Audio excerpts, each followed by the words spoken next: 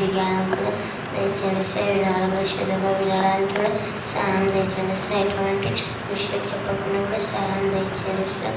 ఈ కొద్ది చిన్న ప్రార్థన అడుగుతున్నాం తండ్రి. అందరికీ వందనాలు. నా పేరు ప్రకాష్. నేను చెప్పబోయే సందేశం అబ్బును.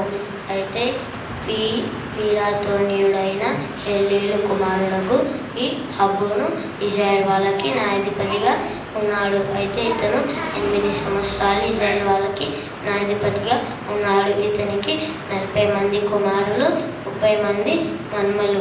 వీళ్ళకి 70 గాడిదలు ఇచ్చి 70 గాడిదల మీద వీళ్ళు తిరిగే వారు. ఇతని గురించి బైబిల్లో మనకి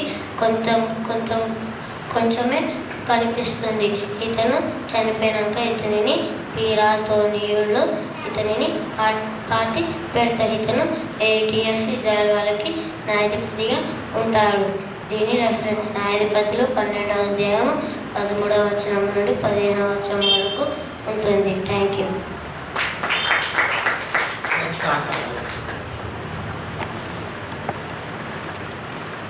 అందరం కళ్ళు మూసినట్లయితే ప్రార్థన చేసుకుంటాం. ప్రేమ పలుకు తండ్రి, ఆకాశాన్ని